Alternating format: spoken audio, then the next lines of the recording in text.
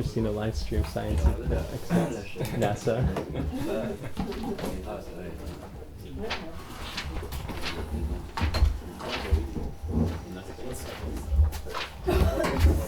You know what this word means formally? We always say this equation is, we can write this down formally. I think it was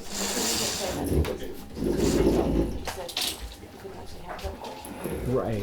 Yeah, you think that was actually. Okay, good morning everyone. Bonjour. Bonjour.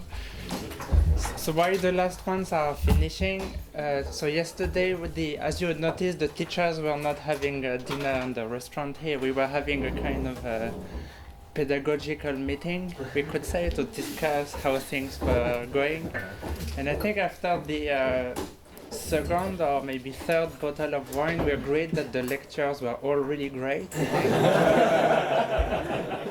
That's what we said. And then we moved to the bar, and then we had some more tea punch. And then I think after the second one, we said that the students were really exceptional. So I think that's the conclusion of the evening last night. So well done, everybody.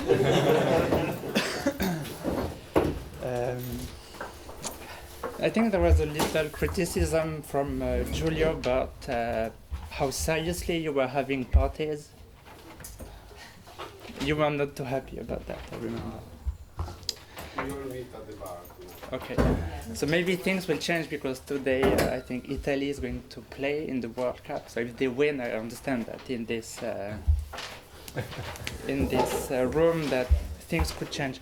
I thought I had finished everything related to kinetically constrained models, but no, I had forgotten one page, so I'll do it very quickly.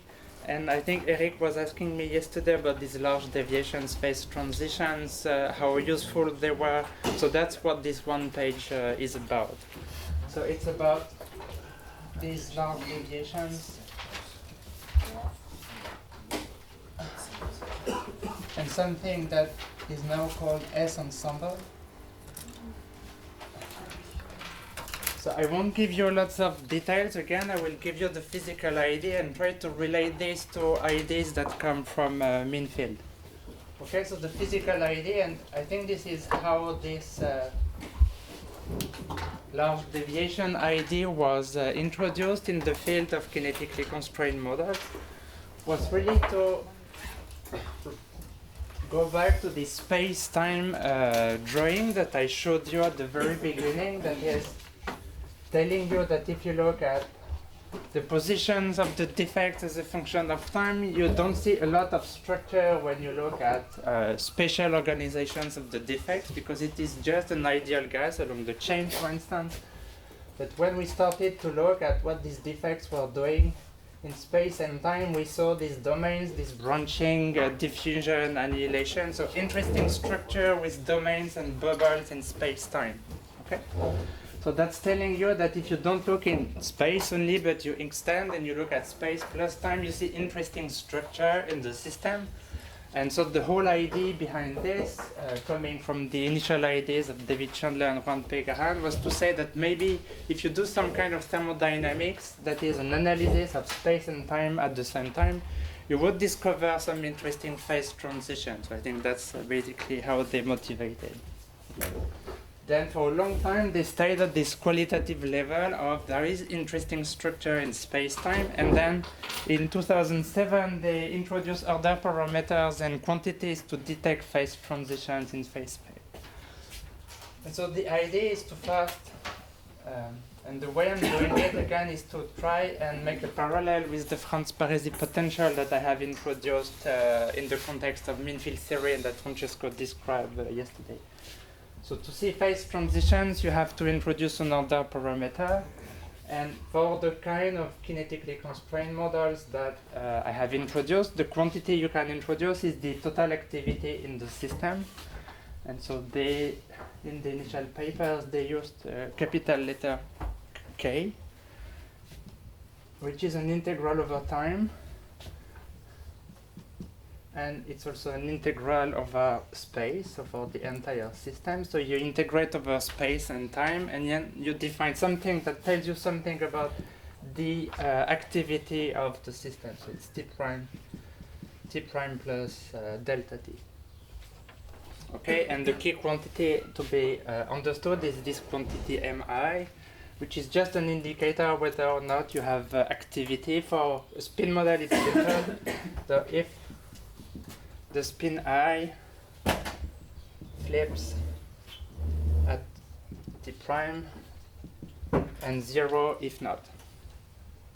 Okay, so it means each time you have a spin flip at a given position, you count 1, and you sum over all the spin flips in space and in time over, if you wish, this box. So you have a finite observation time, so t obs, and then you have a finite size system of size capital N, so you have n spins, and you count how many spins flips you have in space and time overall. So that should be something like an intensive quantity both in space and time.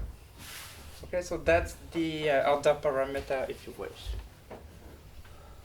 Okay. Then if you are interested into this quantity, you can measure the probability distribution functions of this order parameter. So you can measure this maybe numerically. Okay, so you take a thermal average over many trajectories of a given size and length, and then you do lots of statistics. And as we heard many times, these things we expect is going to scale and be extensive. And then just to introduce notation similar to the Franz-Parisi potential, then in the limit of large t ops, sorry.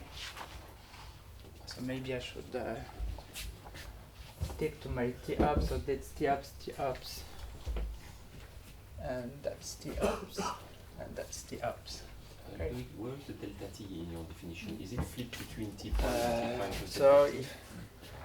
I don't know. So if you think of the spin model, then the time is discretized, so I should have used the discretized sum. So if spin flips in discrete times. Okay, so but the definition of the one, then it's if it flips between T prime and t plus prime. 1 if you want. Okay.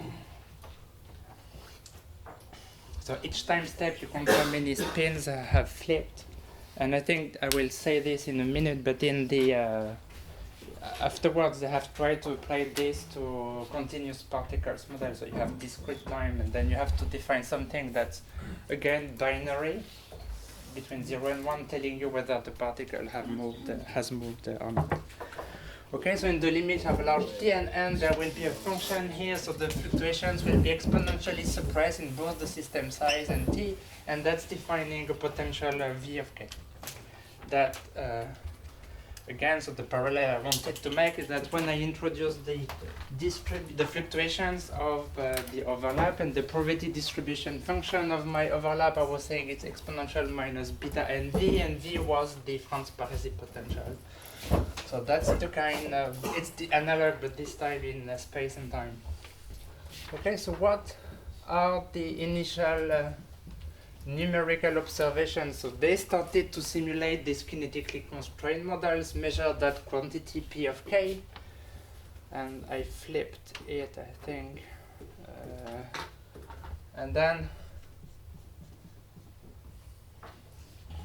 the quantity they were after is what's the behavior of this v of k. So you take your PDF, you take the log, you divide by Tn to have something that's intensive, and you look at the shape of this potential. Okay, so this is changing by orders of magnitude, but then you take the log, so this is just becoming a number now.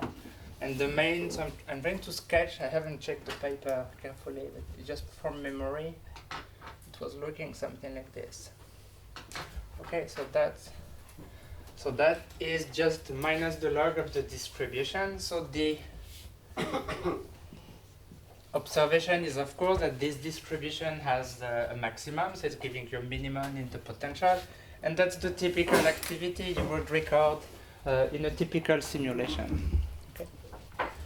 And then they started to explore the tail. So if you were not doing very careful simulations, you would see just the tip of this distribution, you would just see typical trajectories. But then they used much fancier algorithms to detect a very atypical trajectories to record the entire distribution and reconstruct this potential.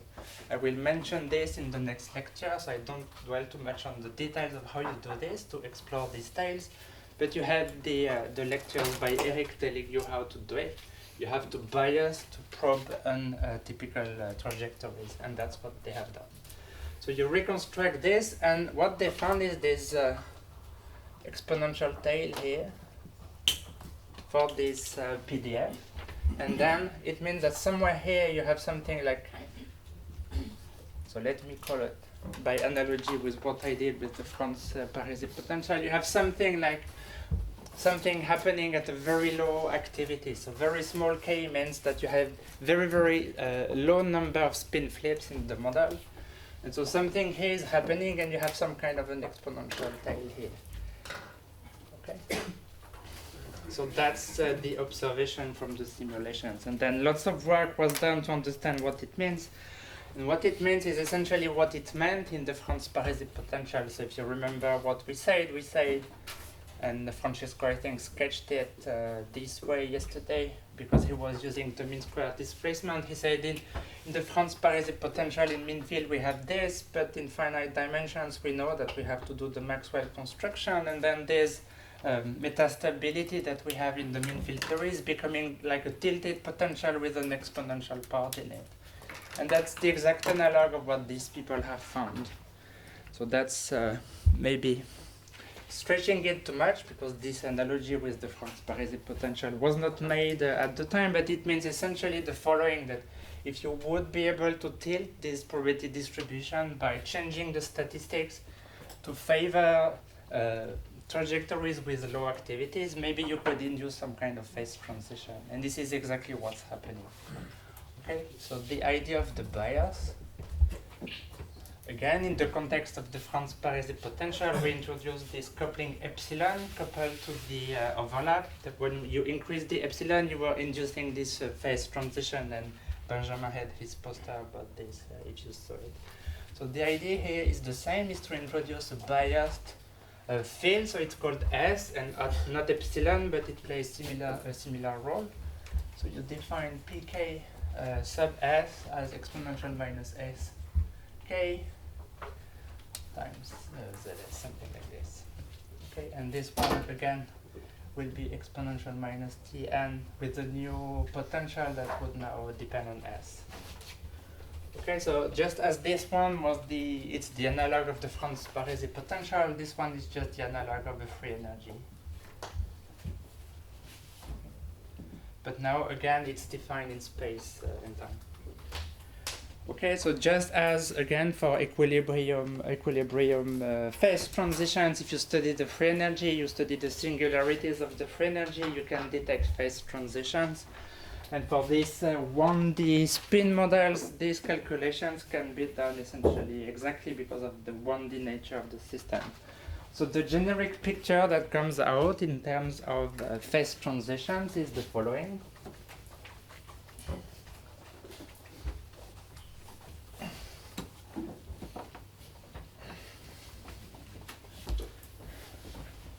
It's already quite hot in the room. So generically, for essentially any KCM that has been studied numerically, the phase diagram looks like this. So you have this field S that biases trajectories. So if you have S positive, then it means you're favoring low activity, so you're pushing the system towards being very inactive. And if you put S positive, you tend to favor large values of K, lots of activity. Okay? And the outcome of the model is that if you study the system at any temperature, it has a phase transition exactly at S equals to 0 in the limit. Okay, so this is a first order phase transitions at S equals to 0. Okay, so that's in the limit of n going to infinity, and T ups going to infinity as well. So in the thermodynamic limit in space and time, then this free energy has a singularity. And there are finite size effects, but in the thermodynamic limit, S critical tends to be 0. Okay, and so that's the active-inactive transition. So I said if S is positive, you have something that's very active, and here you have something that's very inactive. So again, this is nothing but doing again the same thing. If you put an S which is negative, then you're going to tilt that potential up to the point where this one becomes the global minimum, and the activity jumps discontinuously to a very low value. The y-axis here is W, It's temperature. So you do simulations at finite temperature, and you vary S at constant temperature. And so what you get is a phase transition as you change S. In S, maybe it's a naive question about jargon.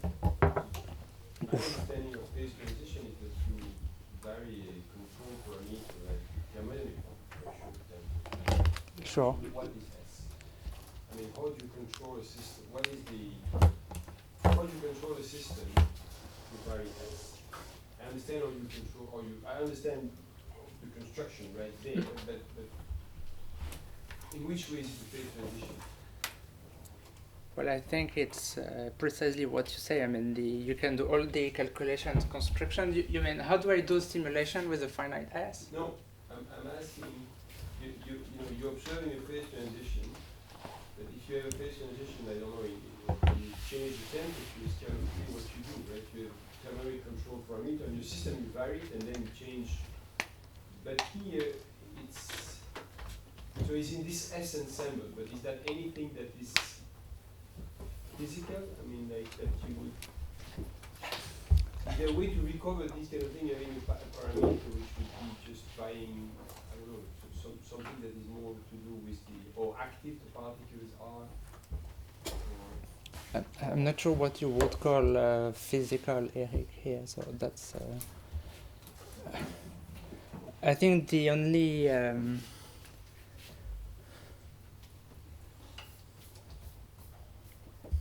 So what's your question? You say, how do I do an ensemble of simulations at finite S? Would that answer your question? No, I'm asking, simulation, all that, is all we do in the computer.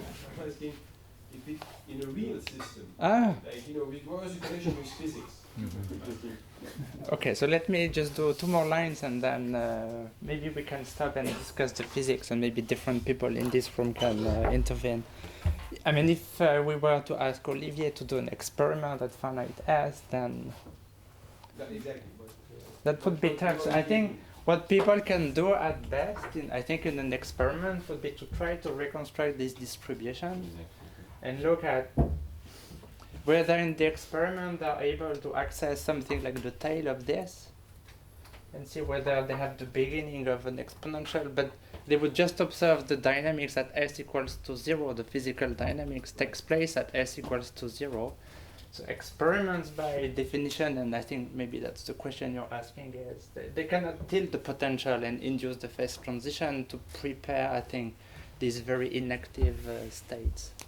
So computer people can do it. The question then is this, we're talking here about phase transition in space-time. Yes. So is there a way to observe that with playing with physical parameters, not S? Again, is there a system that an experiment that could build that would have a phase transition that you see in trajectory space, but you would not see by just looking at the system itself? So my answer is, it's perhaps no, but I'm happy if someone has a better answer. I mean, this is always the critique of the S ensemble, Sure. which is that there's not an intensive physical parameter that's conjugate to activity. Yeah, There so are proxies for it. yeah, so in the paper, by maybe to finish, when they studied this in the computer simulations of lattice model, the last sentence of the paper is, now this is all done in the computer simulations, and we pass the baton to experimentalists. So it's a shitty baton, Yeah, I think in the classical case there is no possibility. Now there have been studying the quantum case, because the Fokker-Planck operator, you can map it on a quantum system, And now there are people, Juan Pegaran has studied this a lot, and there are people using cold atoms to try to engineer cold atomic system that have an Hamiltonian which correspond to the evolution operator with S different from 0, for reasons related to many-body localization. So it's a completely different physics, but so maybe a way to do it is using cold atoms. Yeah, but the other point of this is that there are proxies for controlling S, like controlling the temperature, right? I mean, there are ways that you can affect S in a non-linear way, which allow you Well, to I mean, access as we say, if you look at the dynamics at S equals to 0, this is what that's been erased, but this is all you see. So I mean, that's a thing. Maybe to come back, I mean, what we said yesterday is that for most of these kinetically constrained models, the diverging timescales and length scales in the models were related to this t equals to 0 critical point, if you want, where everything is growing up there. So I don't know. One more positive way to see the S ensemble is to think of the dynamics at S equals to 0 in this generalized ensemble. And if you think that the physical dynamics takes place here, I don't think it's such a small deal that to realize that the physical dynamics is just on the coexistence line of a phase transition in space-time. Okay, so that's in a sense a very technical way to describe what dynamic heterogeneities are in these models. They reflect the coexistence between an active and an inactive phase, and in the middle you have this phase coexistence in between, which gives rise to these very non-typical fluctuations. So if you didn't have this phase transition, then you would expect that the PDF of the activity would have a typical Gaussian thing around this average. So I think maybe the most significant physical signature is this exponential tail, which is telling you that as compared to, say, a Gaussian distribution, very slow inactive trajectory, nearly inactive trajectories are much more likely than you would have expected. And this is physically, this is what's giving rise to dynamic heterogeneities in these models. So I think it's a very a neat way to rephrase the phenomenon of dynamic heterogeneity, I would say, even if you cannot tune S directly. But in practice, in numerical simulation, when you use S different from 0, what do? You at transition, you inhibit that transition for S negative, and you. Sorry, I didn't hear the beginning. In numerical simulation, when you use S different from 0, what do you do in practice? Because these are kinetically constrained models. Well, you do what you do here. I mean, you sample trajectories, but you want to sample trajectories with characterized by a value of k that's very non-typical. So you just bias how you sample trajectories to explore different paths. So you do Monte Carlo. Trajectory, do you change the rule? No, you can just bias the way you sample trajectories away from the average. So you do umbrella sampling in trajectory space, for instance. Or you can do geological algorithms.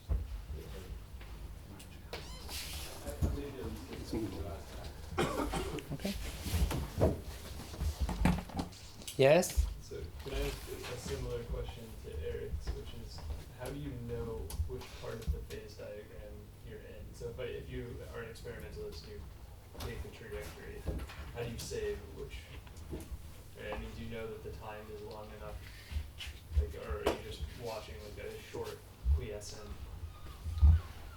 So maybe one more thing. So the computer simulations that have been done, which is closer to maybe experimental, but you can really probe the statistics as you will. I mean, simulations tend to have a phase diagram which is like this, but simulations, as you just mentioned, are done for finite systems and finite observation times. So the finite size scaling of the S star, which you wish that. Okay, and so the question is, how do you take the thermodynamic limit? Here in simulation, it's tough. There are kinetically constrained models where the transition is slightly out of the plane here. Okay, so it means maybe it's the opposite, I forgot. Sorry, so the inactive is like this. So I think it takes a finite S to become inactive in the computer simulation. And the whole question is, does S vanish in the large system limits? And for particle systems, I think it's not settled. So they invented kinetically constrained models where the kinetic constraints were a bit softer, where you require the finite S to induce the phase transition. But so it could well be that in experiments you're not even at coexistence, you're close to the coexistence, but you're not yet there. So that's what's known for now. But the argument I think they were giving is this is so small that you're as if you were at phase coexistence. So I think that's the most important physical results, the reinterpretation of dynamic heterogeneities in terms of being very close to this phase coexistence. And most likely, if you take finite things, then you're not in the inactive, you're not even on this thing. So the question is, do you see signatures of this phase transition or not? Yes? And in the models we saw, we are able to evaluate analytically that part of the rate function of the line where the first transition is. The part the part between K glass and K typical, it's different to be distributed differently to be evaluated, or from the equation of the model it's easy to find that form. I think the way the analytic calculations are doing is to concentrate on this. And I think if you look at, so take a look at the papers and you just directly focus on this and you look for singularities of the free energy.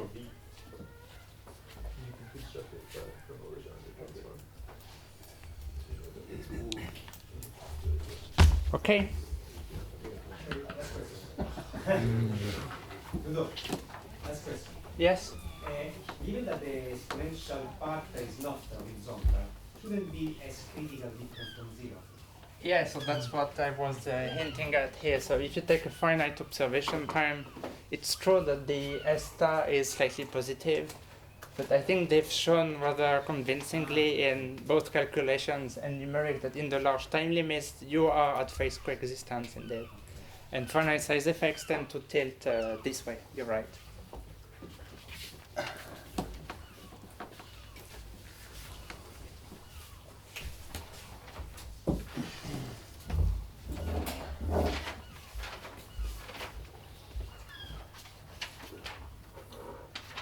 Okay.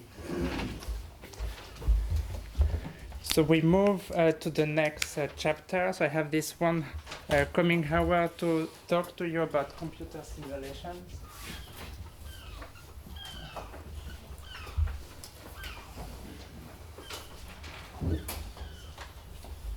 Okay, so I had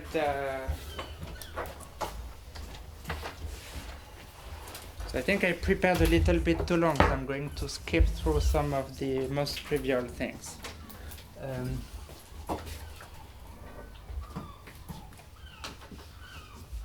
Okay, so the first question I would like to address briefly is why am I talking about computer simulations? So the way I constructed the lectures were like this. We started by describing experimental results and phenomenology. Then we went into the mean field theory, where I gave you the feeling that the problem was almost solved because we can do all the calculations and Francesco is doing them. And you learn everything and you have phase transitions and everything, so problem solved.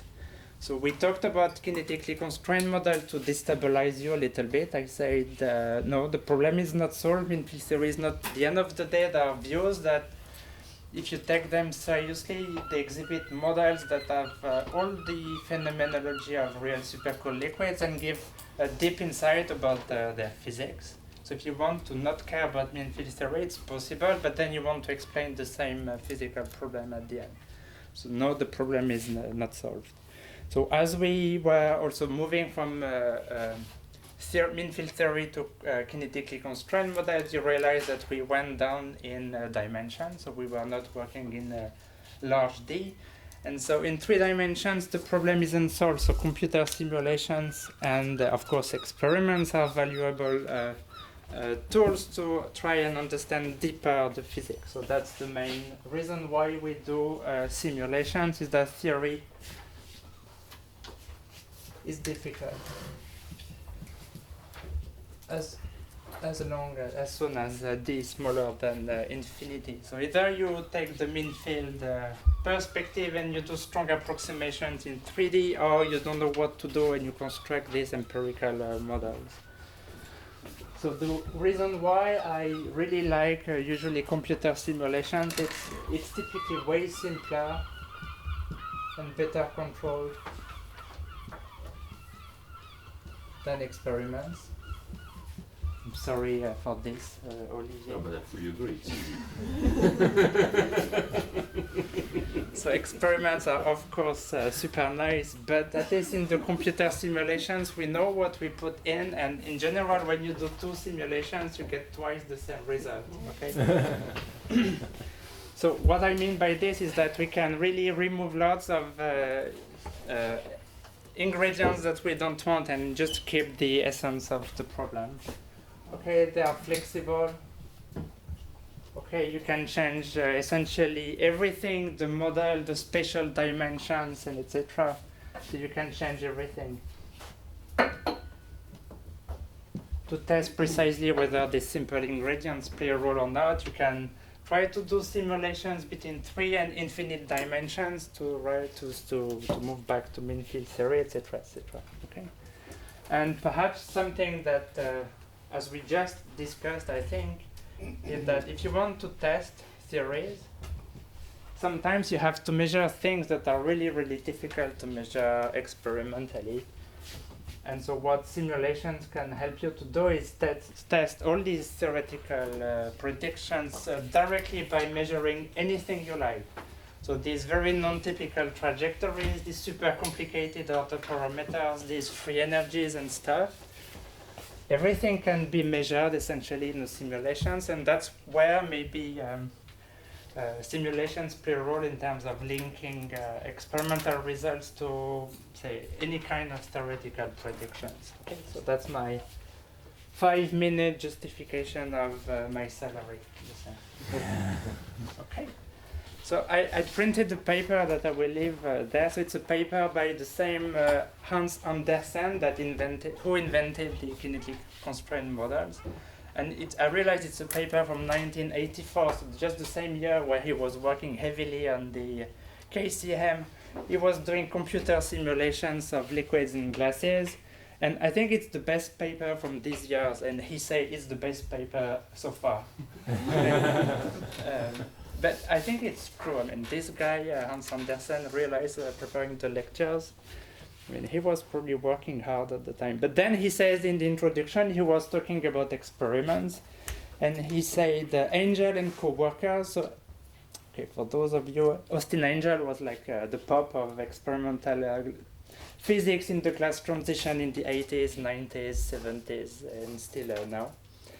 And he said, Angel and co-workers have concluded that the short time scales of computer simulations lead to a transition, quote, that is shifted to such high temperature and broadened in such a way that it bears little resemblance to the laboratory glass transition, and hardly deserves to be described as a transition. So at the time, computer simulations were not taken too seriously, and I think this paper is an answer to this. So now he argues that they are really, really useful. But then it was the beginning of computer simulations, 1985. So it's a very nice paper. And it says all the problems about class transitions, they are summarized, I think, in this paper. Okay. So I will leave it on the table after the class. On the side. That's the beginning of computer simulation. Okay, so I'll go very quickly on the second step because Andrea did already a lot about models for liquids, jamming and everything. So I'll do maybe something that she hasn't done instead, is to draw phase diagrams of where everything is on the temperature. So what Andrea did at the beginning is she introduced the Lennard-Jones potential. So I won't rewrite the equation, but she drew something like this. So this is the pair potential between two particles with the Lennard-Jones. So you have an R minus 6 here, and then you have an R minus 12 here. So you have a strongly repulsive part and a long-range attractive part. So this is the Lennard-Jones potential that she sketched. Okay. So when we do computer simulations of these models, and we don't do studies of the jamming transition in this class, we do studies of the liquid to glass transition. So the liquid to glass transition, it would happen like this in the temperature density plane of this phase diagram. So you could compress your particles and get a glass transition, or you could decrease the temperature, and this is what we mostly do in these systems, to go from the liquid to the glass. Okay. So one thing that maybe will be relevant is that if you decompress too much at low temperature and low density that system, because you have an attractive part, the particles will want to stick together, and so what you have is a liquid gas phase separation. So this is what the phase diagram of a Lennard-Jones system would look like, and this is the type of simulation that Hans Andersen was doing. Okay, so this is a nice way to do computer simulations of liquids. So the Lennard-Jones model is really the canonical model for simple liquids. And Hans Andersen, by the way, is the same Andersen who belongs to the WCA theory for simple liquids in the 70s. So that's the guy. Okay, so if you compress very much these Lennard-Jones particles, if you go to large densities here, you will realize that the particle, they really fill the repulsive part of the potential strongly. And so if rho goes too large, then a simpler pair potential would be to take something like this. You would kill the attractive part of the potential, and you would keep the repulsive part like this. And maybe you would put an epsilon in front to have energy units for this pair potential. So this is the subsphere potential that Francesco has used and described quite a bit. So it's a bit simpler as compared to the Lennard-Jones. And the physics of this guy is, I mean, you could do a rho T phase diagram, but actually you have just one line here. So this is again a liquid and the glass. Okay, but if you look at the form of this potential, the density and the temperature are not independent.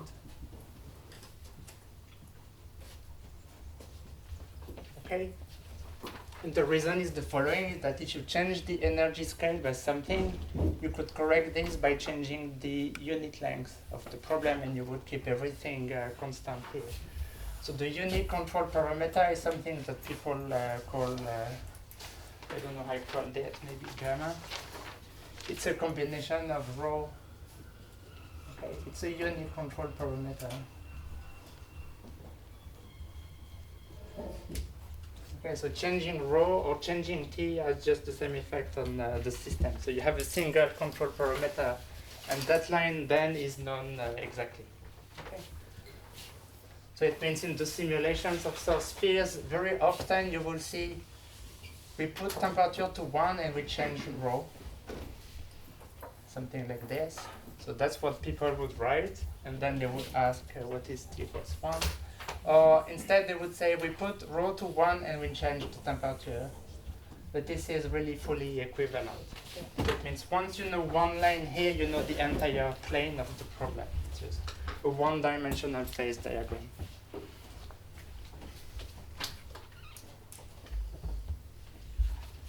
Okay, so it's called scale invariance, but it's a big name for just a simple model.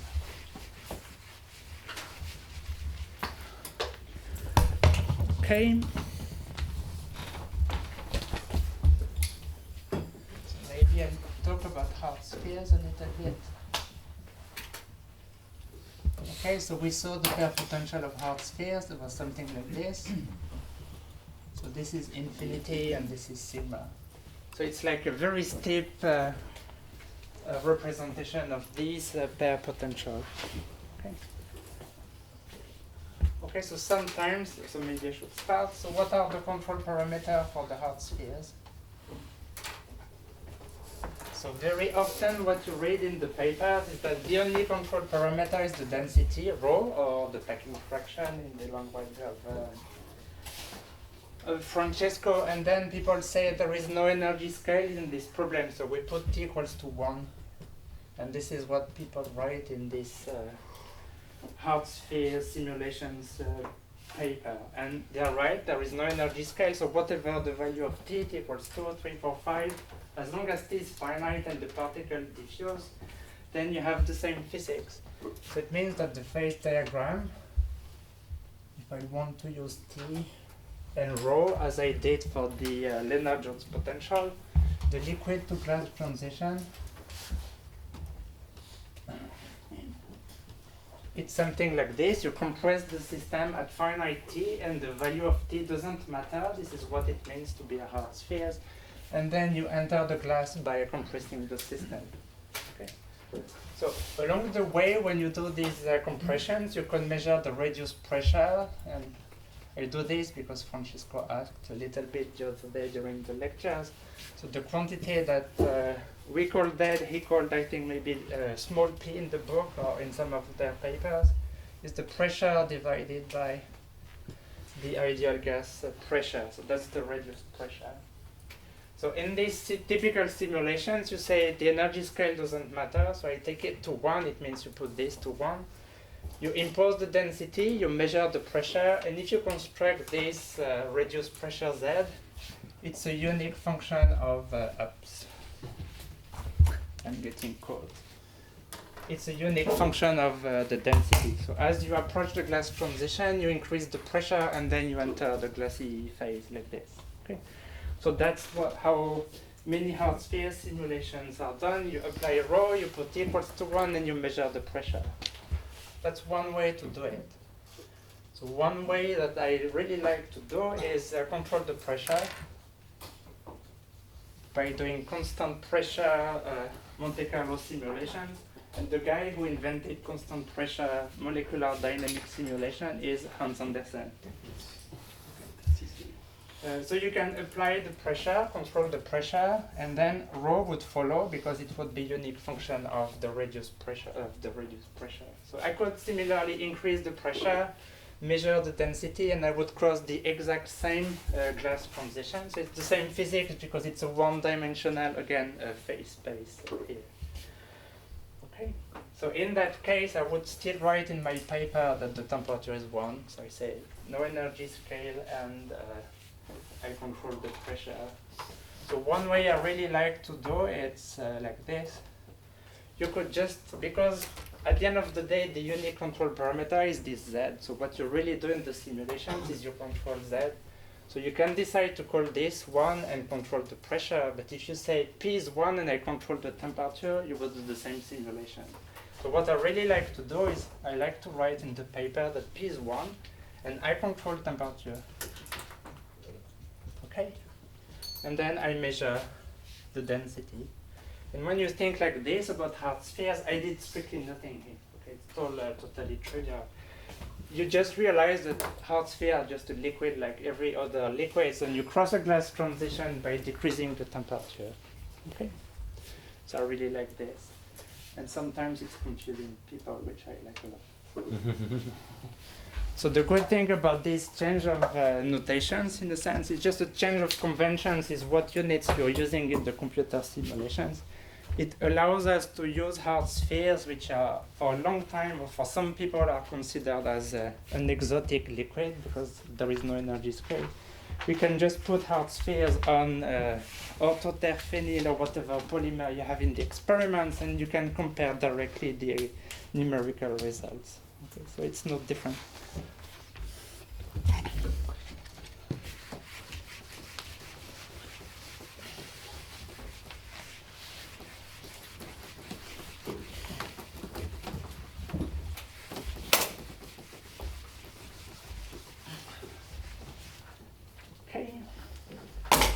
And maybe to finish this page and make the connection to Andrea.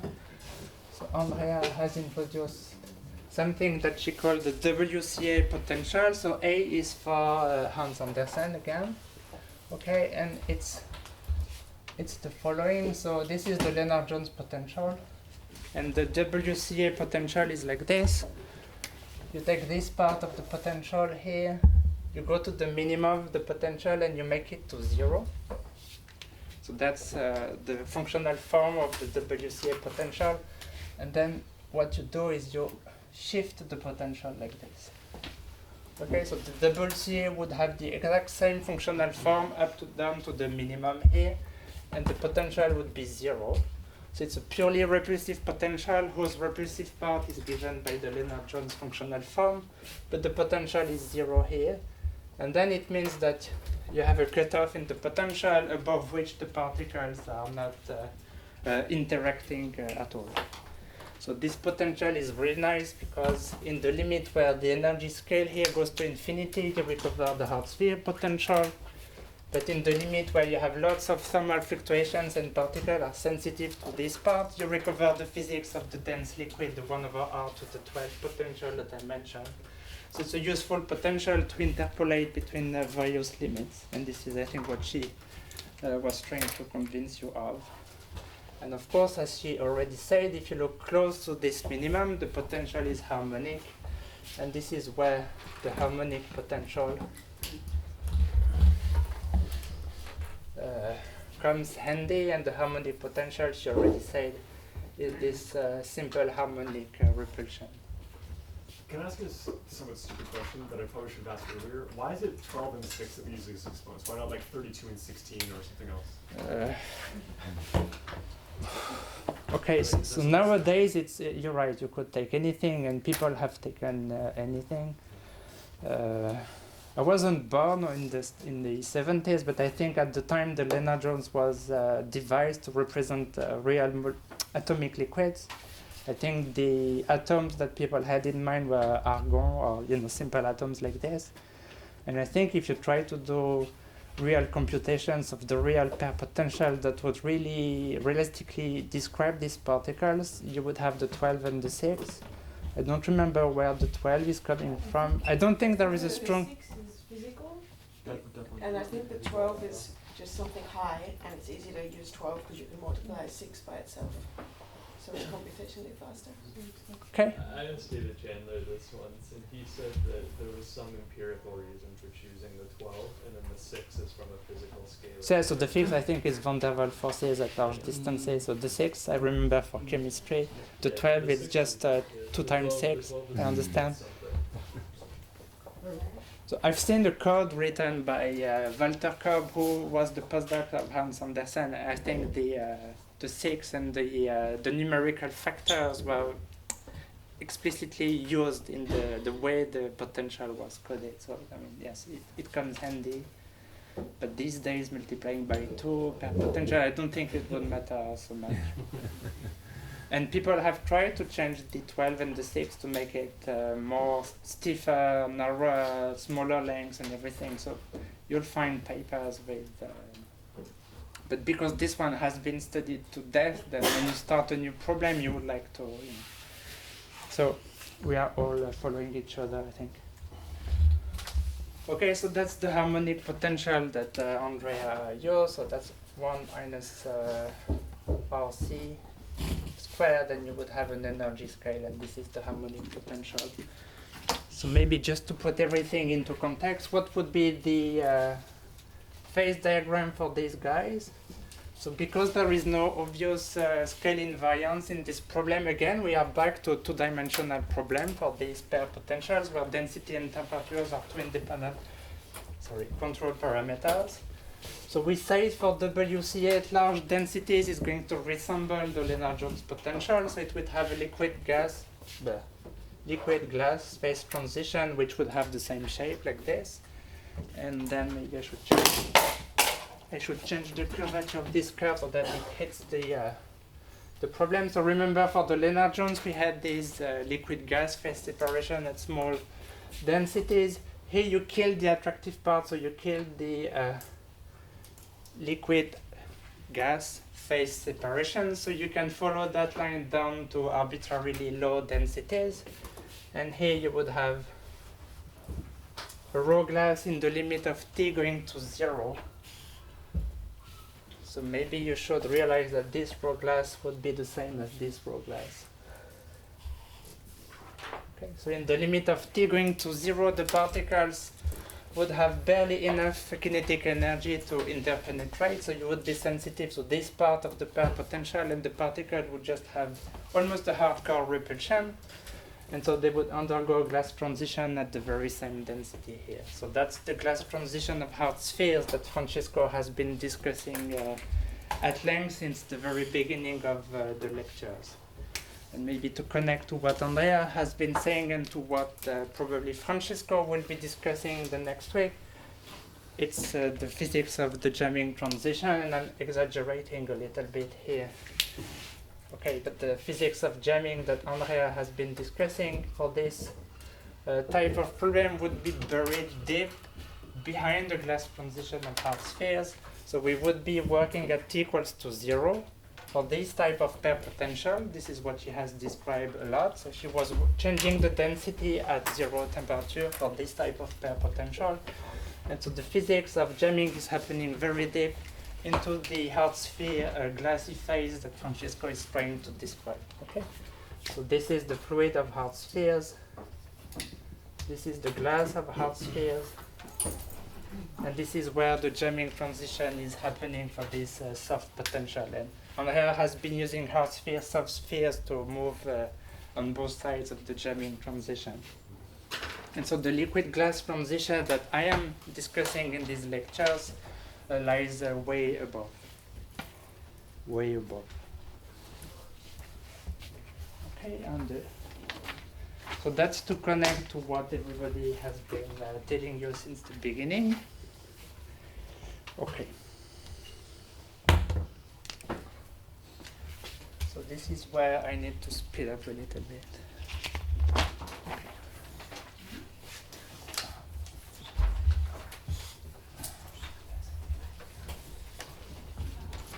Okay, so I wanted to say a few words about how Hans Andersen was doing computer simulations at the time, and he said the only way to do computer simulations of liquid is by solving Newton's equation.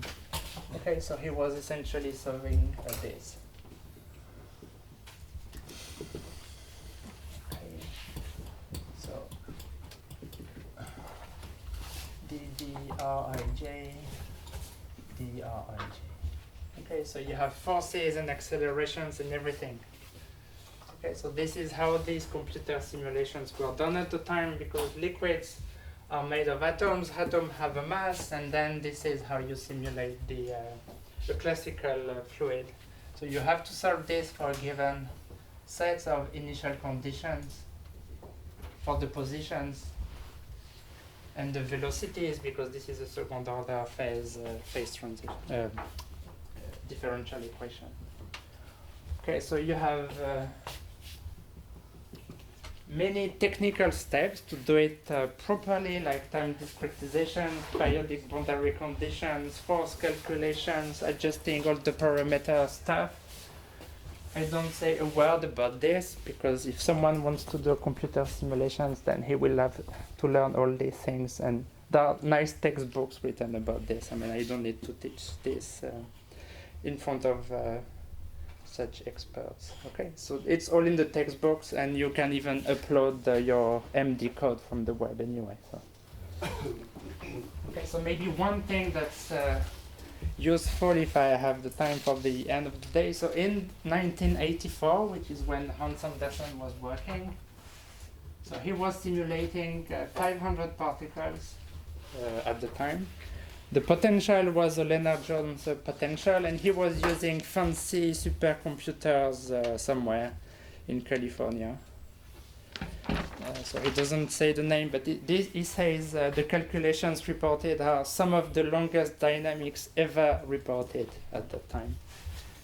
And he says he can do 100 time steps per minute. That's what he was able to do at the time. And so we did a small calculation last week on the computers in Montpellier, and it seems that in the 35 years that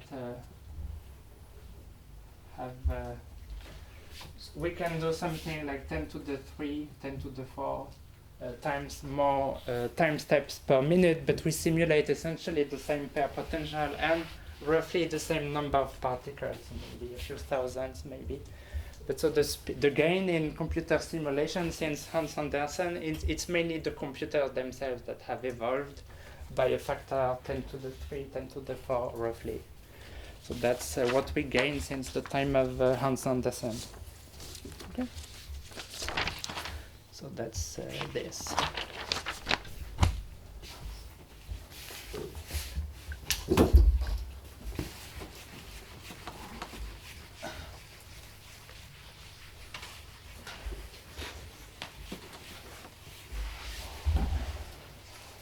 Okay, so that's my very fast summary of MD simulations.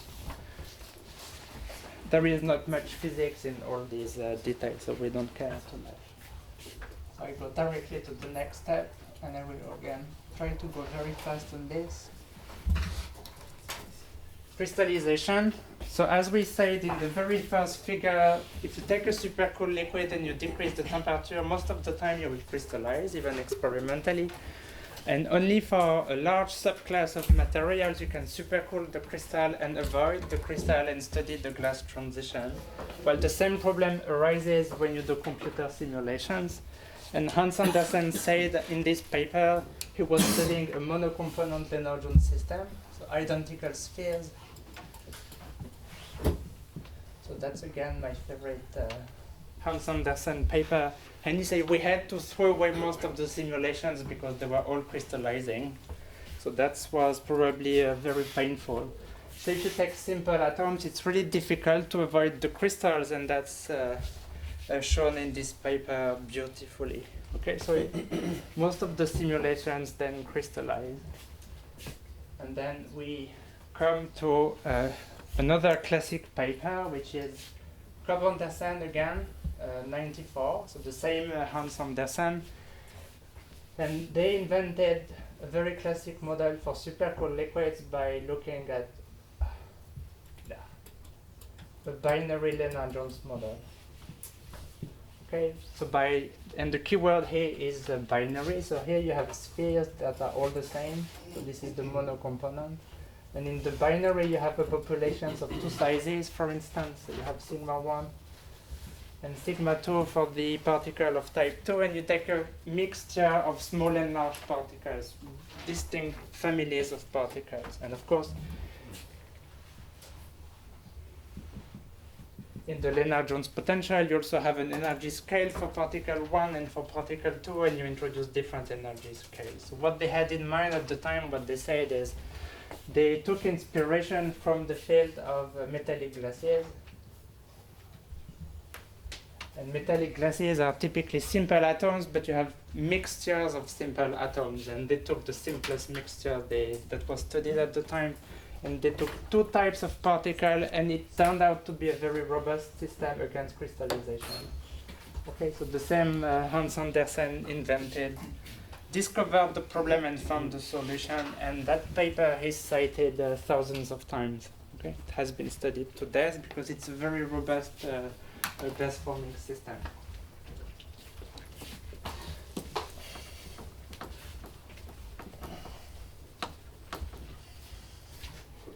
Okay, so people doing experiments like Olivier or Berthier Royal looking at this, you could take models where you have continuous distributions,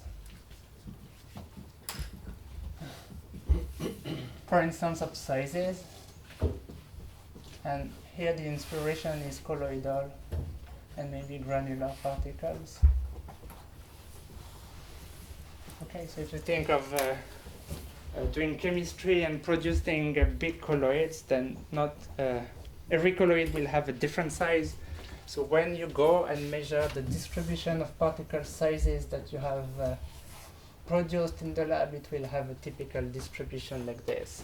Okay, so each particle will have its own size, and you'll have a distribution of those. So in the limit of you have a delta peak here, you're back to the monocomponent, and in the limit where this is very broad, then you have very different sizes, and this is again an efficient way to suppress the crystallization. And then there are many, many solutions, and essentially it's your imagination.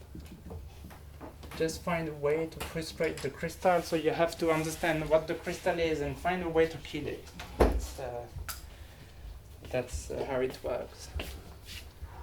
So one remark I'd like to make, and it's related to something I really would like to study in the future, is that if you think of a real supercool liquid, so glycerol for instance, it's a monocomponent system, but the molecule is not looking like this. It's not a sphere, it's a complicated shaped object that I have no idea how it looks, by the way. But it has a shape. Okay?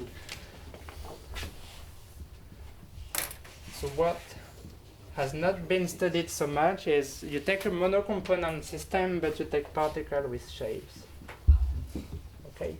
And that probably would be sufficient to suppress the crystallization. So we don't like shapes because you need to introduce degrees of freedom for the rotation. So it's a bit more complicated from the numerical perspective. But again, it's in all the textbooks. So if we wanted to, we could learn, work, and do it. And okay, so that's I'm trying to get convinced. And there are good indications if you read I was reading papers by the Glotzer group who was trying to study shapes, and they have studied all shapes, okay, to find bizarre crystals and quasi-crystals and stuff. If you look carefully at the non-colored phases in their phase diagram, it's all glassy physics. And the guys who did this visited Montpellier recently, and he said, we have plenty of potential models and shapes for doing simulations of monocomponent shapes. They would not crystallize, and we have the codes and everything, so maybe I don't have to even learn how to do it, because it's all there, but nobody has used it so far. So it would be very nice, I think, to do for young, motivated researchers who want to succeed. Just saying. Okay.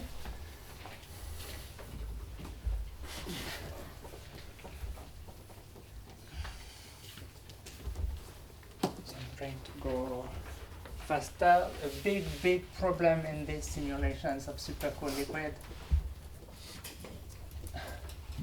is thermalization first and sampling. Okay, so I will just write two keywords. So dynamics is slow because we want to study the glass transition, so it means reaching equilibrium is slow. It takes a lot of time. And so the big problem in these simulations is you never know whether you have waited long enough before you started to measure. Okay, so how do you know whether you waited long enough? So that's the first problem. So how do you know that you have reached equilibrium? And then because it's slow and heterogeneous, even if you've reached equilibrium, is the sampling long enough? Okay, so we saw that there are huge, broad fluctuations everywhere in space-time. In space, you have fast and slow domains, you have large distributions, the system is disordered. So you do one typical simulation, you believe you have measured everything there is, but you never know whether you have missed or not the slowest guy in the ensemble. So you never know whether you have sampled for long enough the problem. So that's really a pain for when you do simulations of glassy liquids, you never know. Okay, so you have to be super careful with this. And if you look at papers throughout the years, there are many papers where summarization and sampling isn't good enough, including mine. I just put myself into the bag. I know that there are figures when I go back and look, these guys were not summarized, and I've cheated a little bit. Even in review papers there, I think there are data that are not too good. Okay, so I put myself into the bag. So you really have to be super careful with this. It's still an art. And recently we were discussing with Jorge Kurchan. I think he has ideas about how to try to develop methods and ideas to put these things on a better perspective. So how can we do and understand better sampling issues, and how can we say for sure that we have thermalized? But for now it's really empirical, and it's really knowledge that are passed from supervisor to students, and to students to postdocs, and everybody's doing the same, but nothing has been formalized really. So in that sense, we are really experimentalists. You just do the experiment another times or 10 times longer, and if you're happy, it doesn't change, then you stop.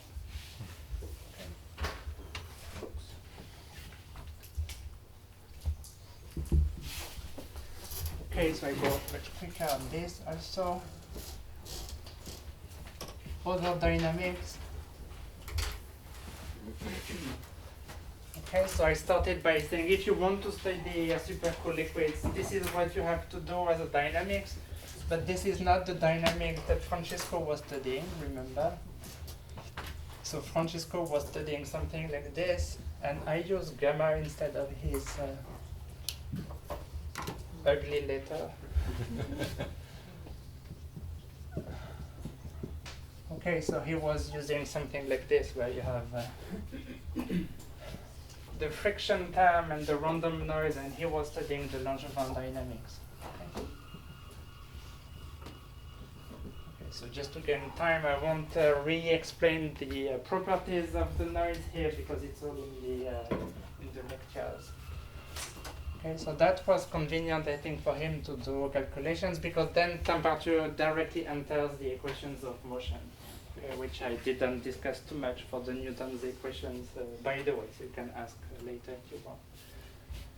If you want to do dynamics for colloidal particles, like Paddy Royal is studying and Olivier Pourvy is doing experiments as well, you can kill the term here and live with this overterm to Langevin equation like this. So you drop the inertia and you're left with the Brownian dynamics, and that has been studied a lot, in particular in the context of colloids, where you have big particles and the inertia of the big particles doesn't really matter. Okay. So that's Langevin, that's Brownian. So we saw Newtonian, so let me skip through lots of things, and I'll go to Monte Carlo dynamics. Okay, so I won't maybe explain everything, because we heard this so many times before, and I want to move on a little bit. Okay, so the Monte Carlo dynamics, it's a Markov process. And so we heard this already many times. So to describe the dynamics of a Markov process, you don't have a continuous equation like this in terms of the positions and everything. What you have is a master equation that you've already written down 2 or 3 times in your notes. I won't go through it again. So the key thing in this Markov process is that you have to have rates for how you accept and reject certain moves. So moving from configuration X to configuration X prime. I'm just reading my notes aloud. And the key thing is that the rates to go from X to X prime, they have to satisfy detailed balance.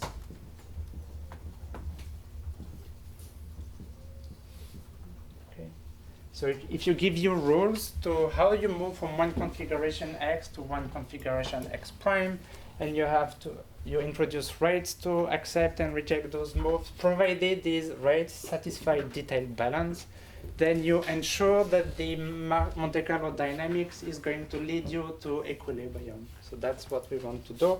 So as long as you have detailed balance, then you're sampling the configuration space with the Boltzmann distribution. Okay, so you have an equilibrium sampling.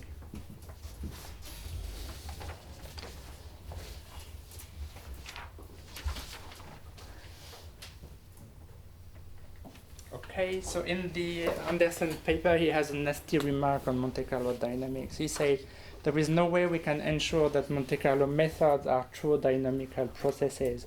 And so he doesn't want to use the Monte Carlo dynamics at the time. That's why he argues about using Newton's equations and molecular dynamics instead.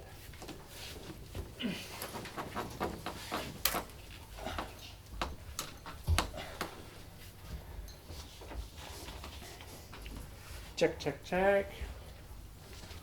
Okay, so typically in Monte Carlo, what we do is the choice of moves that you do in a liquid to advance the time is you take one particle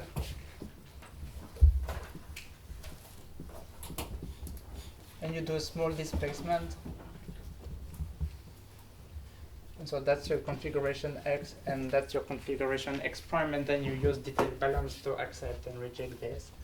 So maybe if you think just a little second about this, if the small displacement is really going to be small, that won't be very different from this one, where the way you move the particle is the force plus a random noise as well. And indeed, in the limit of small displacement, these two dynamics are really almost equivalent. Okay? So even though it's true that you can have unphysical Monte Carlo dynamics, for the type of typical Monte Carlo simulations that we do, it's not so unphysical after all. And the result that Hans Andersen didn't know at the time, and it's a strong physical result, is that if you take any of the models that Hans Andersen knows, so you take the binary Coburn-Desson system, for instance, and you do all types of simulations that I mentioned before. So you measure the relaxation time as a function of temperature. If you do Newtonian dynamics, you measure the relaxation time using the Langevin dynamics, or you measure the relaxation time using Brownian dynamics.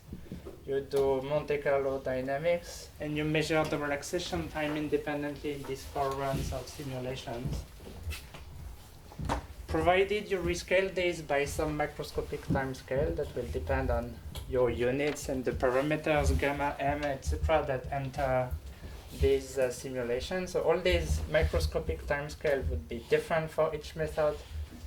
They're all the same.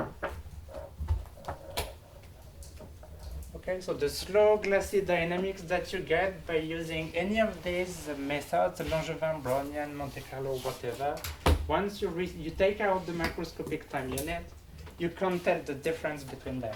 Okay? So it's a strong result. It's not necessarily obvious, and that was not obvious to Hans Andersen at the time. So it means physically that something more than the microscopic dynamic is controlling the glassy dynamics.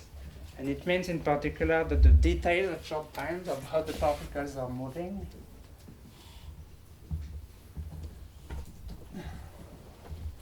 they don't matter for the slow, they do not affect the slow glassy dynamics. Okay?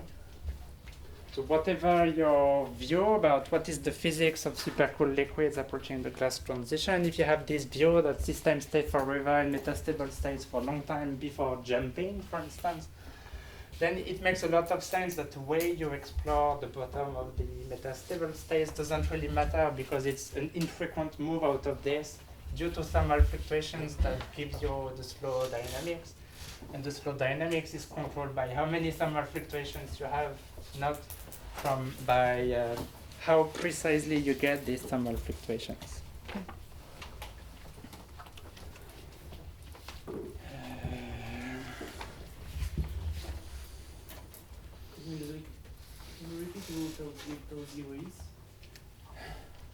Okay, so if you do a molecular dynamics, you'll have a mass. So you'll have to define a macroscopic timescale for your Newtonian dynamics. Okay, so you'll make your equations of motion non-dimensional, for instance. Okay, you'll have to introduce a microscopic timescale. Now you go to Brownian dynamics, you don't have a mass now. So you have to choose gamma, you say gamma equals to 1, but it amounts to different choice of units for the simulations. Okay, if you go to Monte Carlo, you don't even have friction coefficient or anything, you just have temperature. So in Monte Carlo, the way you measure times is in Monte Carlo sweeps. So if I want to compare the outcome of a simulation from Monte Carlo to Newtonian, I have to set a dictionary between Monte Carlo sweeps and square root of m divided by epsilon sigma squared.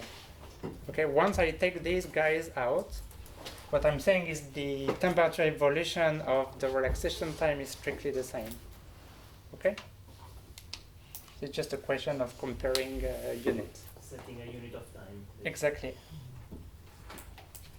So for instance, you could say I call 1 the relaxation time where temperature is 1.5 in all the dynamics. So you scale out this time and then you look at the temperature evolutions from 1.5 down to 0, for instance. Okay. So maybe it's a good... Is there a reference paper for this statement? Yes, With a benchmark and. I can. Yeah. So Walter Kopp did this one, I think, and Walter Kopp and myself did this one. But and then There's a combination. we continue to pile up all the dynamics, and they're all the same. And if you're interested in the short time dynamics, like for jamming, for instance, where we know that everything happens throughout a short time, do we have evidence that it doesn't matter? Well, I disagree with the statement short times for jamming, but I'm trying to Okay. answer the second part of the Okay. questions. What do we know about the influence of... Well, we don't know much about the real dynamics of real systems close to jamming, by the way. And Yes, I know. it hasn't been studied so much. I don't know, but the statement that things that are slow don't depend on things that are fast probably is true. So I'm, gaining time. And there are slow processes close to jamming. So depending on exactly what quantity you would be interested in, I think close to jamming, this may or may not apply. But it should be interesting to think Yeah, about it, yes. should think clearly a bit more about that. Okay. So I had a few things that I'm going to keep for next time, and then I'll finish on the swap then because I like it. Okay, so we just discussed other dynamics that are physical and give rise to the same type of relaxation. So I'm going to finish skipping a few things, so maybe the letters are stupid. F, G. Okay, so we just discussed that all microscopic dynamics give rise to essentially the same law of physics, the physical dynamics of the system. So the idea of the swap dynamics is to follow what Hans Andersen was not liking, having a non-physical dynamics, but the gain is that you will go faster than the physical dynamics. So the idea behind this is use different moves of how you move from configuration X from configuration X prime. It's still a Monte Carlo scheme. I should have started like this. Okay, so this is still a Monte Carlo simulations, and we are going to think about different types of moves for how you change configuration from one to the other. So in typical Monte Carlo simulations, we take one particle and we displace it a little bit. So the idea of the swap is the following. So you have a liquid, which is made of fishes. That's what Chiara has drawn, I think. So you have big fishes and small fishes. This is my way of drawing fishes.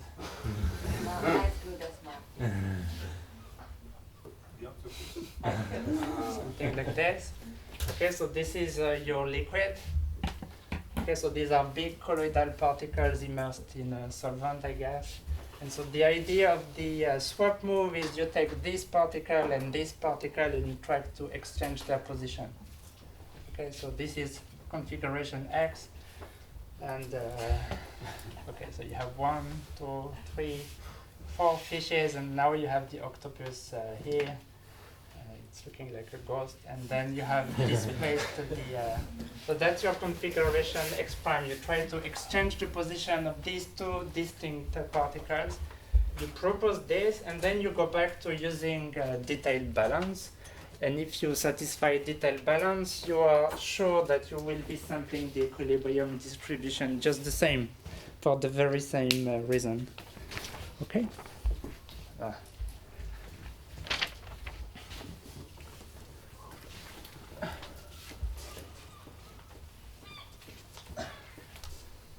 So I don't know whether a binary mixtures of octopus and fishes would crystallize on that. We could try this. Maybe just octopus, monocomponent octopus.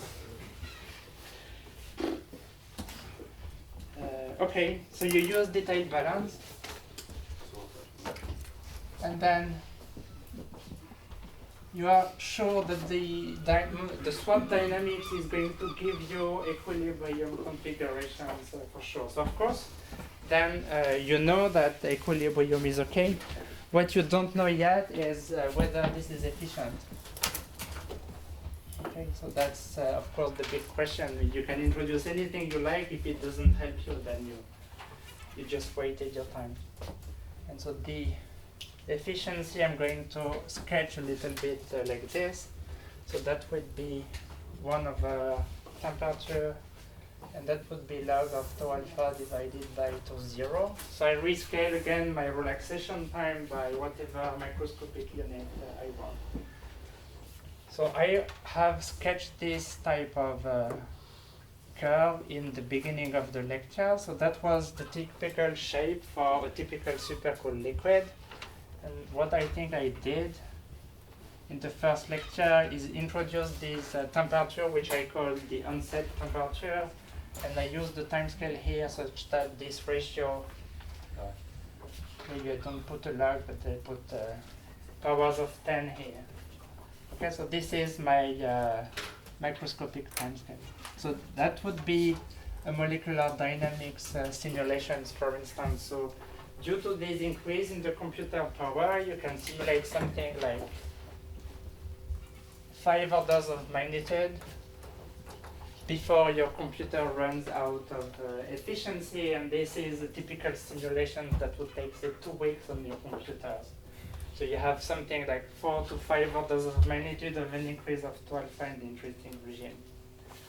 Okay, so we have been discussing a lot this dynamical transition as a mode coupling transition, dynamical transition in the p-spin model, and I told you that in real system it is avoided, so the dynamics is not going to diverge there, but this is roughly where typical simulations stop.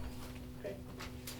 So that's the ordinary molecular dynamics, and I told you that you would get something similar if you were doing Brownian dynamics, Langevin dynamics, or even ordinary Monte Carlo dynamics. You would get similar efficiencies and similar relaxation times. Okay. So now we introduce the swap move, so I go to blue, and I will show you how the typical relaxation time, how long it takes for the algorithm to reach thermal equilibrium changes with temperature. So when it's fast, so you don't really need the swap. But then what's happening is something like this. And again, when the relaxation time of the swap algorithm reaches 10 to the 5, you're dead, your computers are dead, it takes 2 weeks and you stop your simulations. Okay, so you're limited in amplitude here by how long you can run your computers. And by the way, it's such a heat wave in Montpellier that all the computers have been shut down because they were about to explode. So no simulations in Montpellier at the moment. So this is what you can do with the swap. So it's a sketch, I didn't tell you much about it. So if we optimize the particle size distribution, the swap move, the parameters of the swap, we take one of these 3-dimensional subsphere system. Typically what we have is at the time where the typical algorithm is running out of steam because it's too slow, the relaxation time here is maybe 10. Okay, so it means the speed up here is something like 10 to the 4 in terms of how fast the convergence of the algorithm to equilibrium means. And so it's so fast here that we would have to decide how much is the efficiency of the algorithm. So this is an exercise that we have repeated now many times. We are confident that it's okay. It's not perfect, but it's to give you numbers.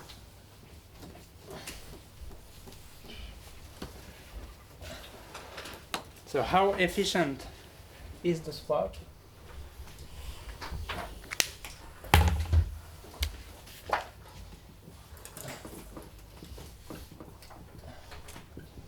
And the good answer is that it's so efficient that it's hard to tell you how much it is, okay?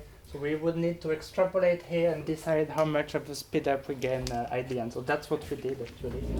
We extrapolate widely.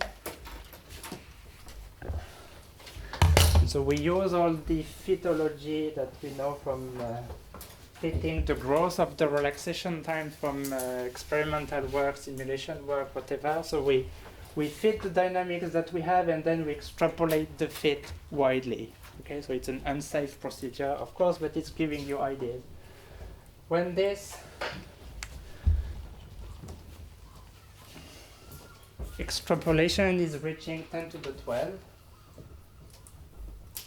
so this is where the experimental glass transition in molecular liquid takes place. So that curve, by definition, is one over TG, the experimental glass transition, where the glassy dynamics has slowed down by a factor of 10 to the 12. And typically this is what we find. We find that the experimental glass transition, it lies somewhere here. And for the best models that we have, the relaxation time we swap, it's something like 10 to the 3 Monte Carlo steps, something like this. So it means that the speed up that you have at the experimental glass transition, it's 9 orders of magnitude. Okay, so it would take 10 to the 12, so the real dynamics to thermalize, but it takes 10 to the 3 for the swap dynamics to reach similar equilibrium configuration. So that's the speed up that we have. And then of course we are very happy here that we can access states. Okay, so these states are below TG, but they are equilibrated.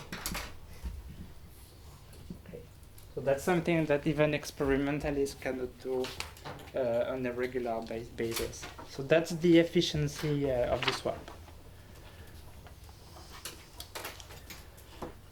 So maybe I should stop there, take questions, and I will restart the next lecture, maybe discussing the physics of this a little bit and try to move to the next chapter. So one question that maybe I should leave before taking this one is, what I'm going to address next time is a question that was asked recently is, does this result kill mean field theory? Okay, so you have the trip tomorrow on the boat to think about it, but it's been published in Physical Review Letters. The answer was yes in that paper. Thank you.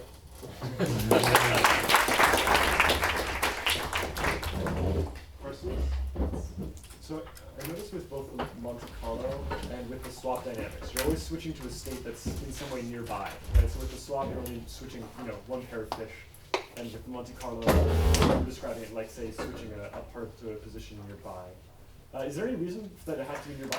I know with, like, say, the icing model, when you stimulate near the critical point, you start. What is nearby? You say? Well, so I mean, you're only switching the positions of, say, two particles. Yes. So in like state space, those two states are in some sense like close together because everything else is unaffected, right? Yes. But what I'm wondering is like in like things like the icing model, if you want to speed up some of the complex algorithm, you switch to switching entire blocks of spins, right? So is there something similar here where you start doing things like, say, rotating a quartet or doing things like that? I mean, very good point. I mean, that's the essence, I think, of this question is, if you rephrase it in another way, your question, you would be saying, I'm anticipating that. So you're right, we do something really stupid. If you look locally around that fish, you just put it out and you replace it by an octopus. So locally, you haven't changed a lot the system. In particular, it's not that you have taken lots of fishes together to flip them, reshuffle them in the way that you would do in a cluster algorithm, for instance. So one naive way to see this, and this is how the question was phrased, is that if something so local can really speed up the dynamics, it means that those domains that you use to invent cluster algorithms to speed up things close to phase conditions don't exist. Okay? And that's the essence of the argument there. Okay? So it's true, you don't do cluster moves that are so complicated. So that's why thinking about why is it so efficient, it's a good question that you are trying to address. Other questions? Yeah. So when you consider the dynamics, you introduce this Brownian noise term eta. And I'm wondering, for the case of something like a molecular glass, and there's no solvent to equilibrate things, what is the physical meaning of this? How should we think about it? That's what I said. I mean, if you insist on using Brownian dynamics, it's because you have in mind that you would like to describe colloidal systems, for instance, where you do have the solvent. I mean, it would be totally stupid, as you are, I think, trying to tell me, to take a model for argon and do Brownian dynamics with it, because it makes no physical sense. And I agree with you. Yeah. So this Brownian noise appears to play an important role in the MFT as well. Well, so the reason why, so two or three quick answers. First of all, simulating Brownian dynamics and Langevin dynamics, it's not very efficient as compared to the original molecular dynamics, Newton, and the Monte Carlo. So Brownian and Langevin are the worst to do computer simulations because of the noise term that has to exactly balance the friction. So in terms of how you have to discretize the equations of motion, it's a mess. So nobody really likes it, but I understand that for the theoretical calculations, it's probably easier to deal with Langevin dynamics because you have the temperature entering the noise term, and then it's easy to do averages and stuff. So for the calculation, I think it's just more convenient to use these dynamics. But we know that they will give rise to the same slow dynamics. I didn't say, but if you study Newton's equation and you want to change the temperature, you don't have noise there, so you have to do something to your system. Okay, it's just m is force. So how do you adjust the temperature in such a system? If you want to do such simulations, you have to introduce a thermostat outside, and there are tricks and tools to do it numerically, but they are not easy to handle theoretically. So that's why I think Francisco doesn't use Newtonian dynamics, is that you would have to put the temperature anyway, so it's much more natural, and he wants to say something. Just a comment. Actually, the calculation I did was also okay for Newtonian dynamics. I took the noise just for generality, but it dropped it. And since I was So temperature for you enters, say, the initial conditions with the Boltzmann weight. The only noise you have is the initial condition. So if you assume that the initial condition is in equilibrium and you run Newtonian dynamics, you obtain. Okay. So if you go through the notes and you drop the friction and noise everywhere, it goes through. Eric wants to say something. So it's true that overdamped Langevin is not a good idea because it's slow. But Langevin, you can generalize fairly easily. Yeah, but I mean, I've seen I was learning this from Walter Kopp, who did the simulations for the Kopp-Andersen, is that if you want to ensure that the noise and the friction are well balanced numerically to get the right temperature at the end of the day, it turns out that numerically you have to take a time step that's fairly small, much smaller than what you have to do in the other schemes that are a bit more stable. So you can, we study slow things, so we typically want to cheat a little bit with the time discretization to go a bit faster. So we are always on the verge of not doing things too properly. Okay, and this limit it's lower for the Langevin dynamics empirically. Compared to Newton. Yeah. Because people that do molecular dynamics, they don't do Newton. Even if they tell you they do, they don't. Well, I do, Eric. Typically what we do is we put the thermostats to get to equilibrium, and then we do pure Newton dynamics.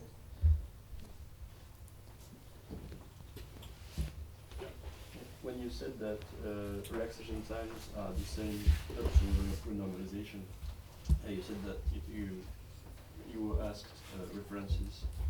Yes. Is it like proven by hand, or is it like simulations are determining the same curve? But for 3D, I think glasses systems, then you won't have a proof because nobody knows how to. There are some sort of proof in some systems, in some dimension, or not at all.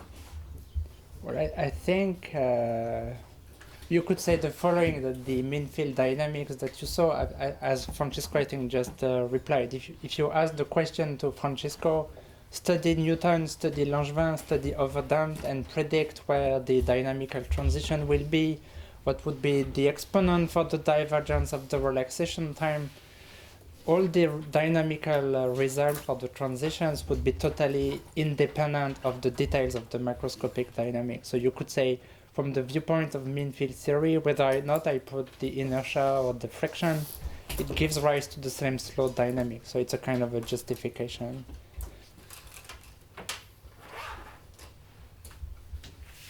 For the swap dynamics, presumably there are some parameters that you can change to make it more or less efficient. So what are those parameters, and is that curve that you're showing over there for the most efficient combination of parameters? Yes, there are parameters, but there are not so many. So let me give you two that are simple as. So when we do the swap, we do these swap moves, but we still do a little bit of translational displacements to the fishes. So one parameter which is obvious is how much translations you do as compared to how many swaps. Right. So that's, but the efficiency, it's fairly flat, so you could take almost anything that's finite and that's it. So that's one that's easy. Another one that's easy is that if you take really an octopus and a big fish, maybe the octopus will fit in the position of the big fish, but the big fish won't fit because you have many fishes near the small octopus. So sometimes you try to do swap moves that are obviously stupid. Okay. So what we have tried to do is adjust or only try to do swap moves that are not obviously stupid by saying if the diameters of the two particles that you try to swap is beyond some threshold, you don't even try to do it because it would be rejected anyway. So this we have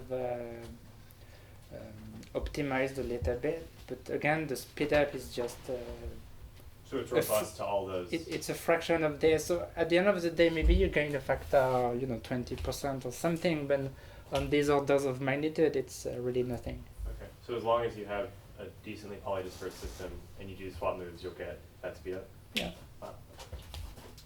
And you don't find the crystal. Yeah, sure. Can you give a paper reference for the swap dynamic? Yes, I will put it there. Okay, so if there are no other questions, thank you again.